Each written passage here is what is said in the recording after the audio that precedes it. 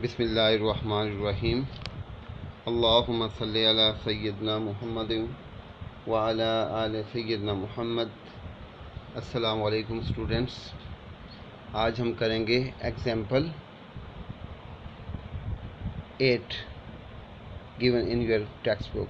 How many molecules of water are there in 10 grams of ice? First we will calculate the number of molecules of water in 10 gram of ice. So what is given? Mass of ice is given. Mass of ice is equal to 10 gram, and molar mass of H2O can be calculated from the molecular formula. It is 18 gram per mole. Now we will apply this formula that we have studied in the topic Avogadro's number. So number of molecules of water is equal to mass of water in grams and divided by molar mass of water in gram per mole into Avogadro's number. Putting the values of mass of water in grams and molar mass of water in gram per mole and Avogadro's number,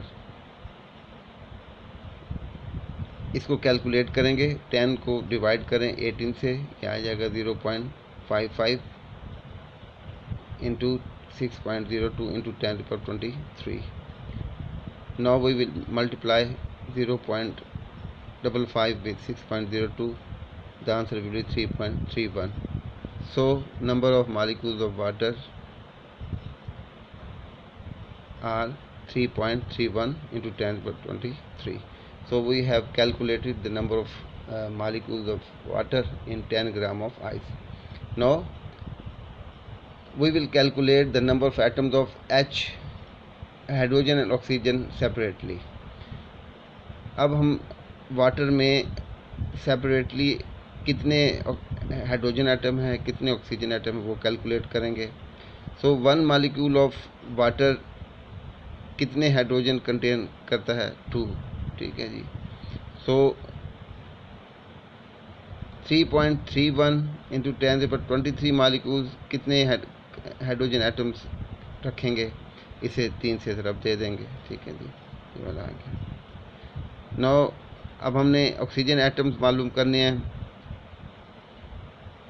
10 gram of water में।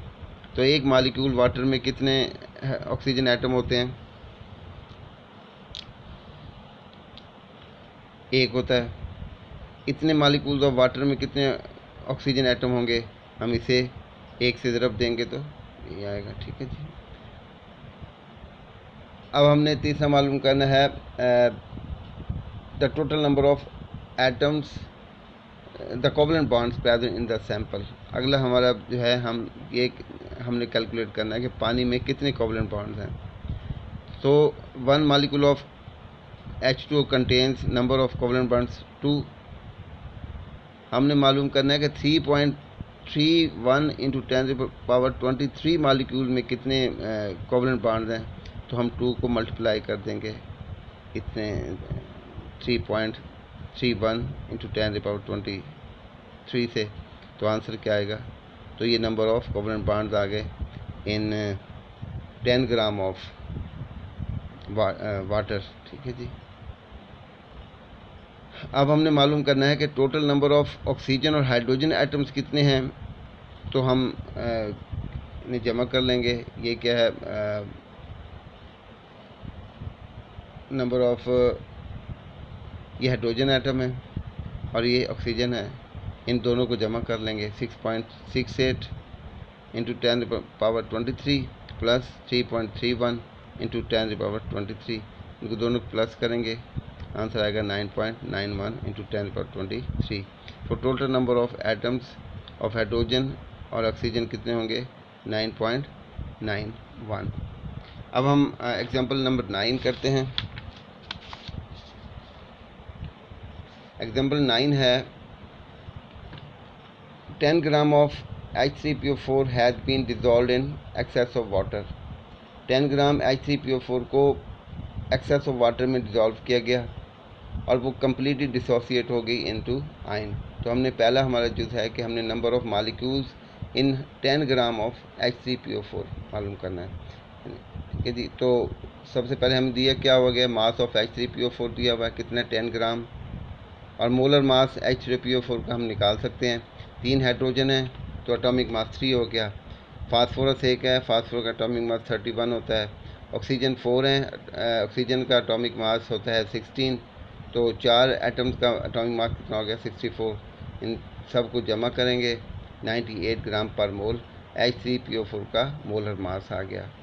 अब हम ये formula लगाएंगे, number of molecules of H3PO4 is equal to mass of H3PO4 over molar mass of H3PO4 into Avogadro's number. Values put कर दें, मास of H3PO4 कितना है 10 ग्राम दिया हुआ यहाँ पे, और मोलर मास कितना है H3PO4 का 98 ग्राम पर मोल, और इस मल्टीप्लाई कर दें एवोगाड्रोस नंबर से। इसको कैलकुलेट करें, आंसर आ जाएगा। पहले आप 10 को 98 से डिवाइड करेंगे 0.106 आएगा, फिर जो इसको फिर आप 6.06 से मल्टीप्लाई करेंगे तो ये आपके पास आंसर आ जाएगा, ठीक है जी, ये आपके पास आंसर आ जाएगा। नेक्स्ट भी हमारा क्वेश्चन है कि नंबर ऑफ पॉजिटिव और नेगेटिव आयंस मालूम करें in case of complete dissociation in water. अगर ये H3PO4 जो है कंप्लीट डिसोसिएट हो जाता है तो पॉजिटिव और नेगेटिव आयंस जो है वो मालूम करें। तो H3PO4 डिज़ोल्व होता है पानी में, तो क्या रिएक्शन कौन सा है, H3PO4 3 H पॉजिटिव आयंस बनेंगे और एक PO4 3 नेगेटिव आयन बनेगा। तो अकॉर्डिंग टू बैलेंस इक्वेशन इसका एक मालिक्यूल इस H3PO4 का एक मालिक्यूल 3 H पॉजिटिव आयन जो है वो प्रोड्यूस करेगा, और इतने मालिक्यूल्स कितना आयन प्रोड्यूस करेंगे इसको 3 से मल्टीप्लाई कर देंगे, कैलकुलेट करेंगे, ये आपका आंसर। सिमिलरली अब हमने PO4 3 पॉजिटिव निकालना है, तो हम देखेंगे कि एक H3PO4 का जो मालिक्यूल है कितने प्रोड्यूस कर रहा है PO4 1, ठीक है। तो इतने मालिक्यूल जो है वो कितने प्रोड्यूस करेंगे, इतने प्रोड्यूस करेंगे, इसको 1 से मल्टीप्लाई कर देंगे। Hence the number of PO4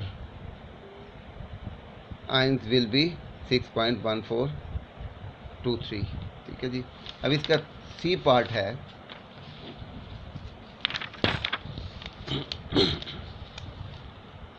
इसका सी पार्ट है कि हमने H पॉजिटिव आयन और PO4 3 नेगेटिव आयन के हमने क्या मालूम करने हैं, हमने मास मालूम करना है, ठीक है।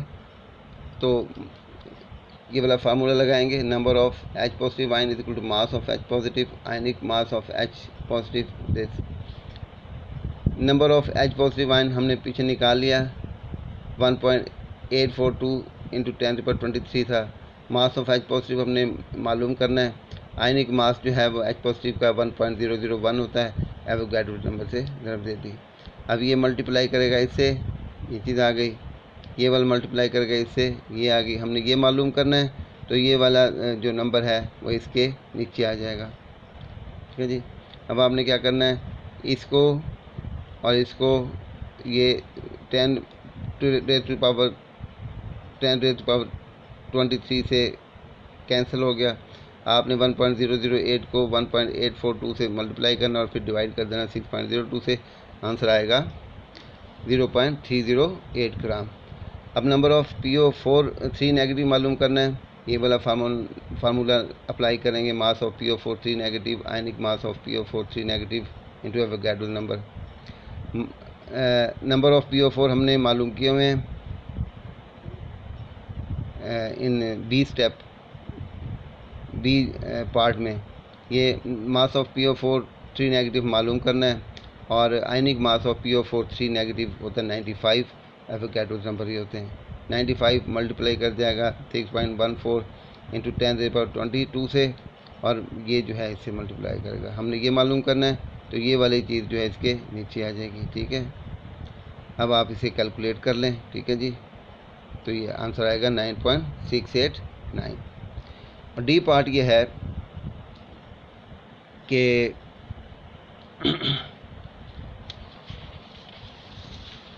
डी पार्ट है कि नंबर ऑफ पॉजिटिव और negative charges disperse in solution, के पॉजिटिव और नेगेटिव चार्ज जो सोल्यूशन में डिस्पर्स हुए हैं वो आपने मालूम करने हैं।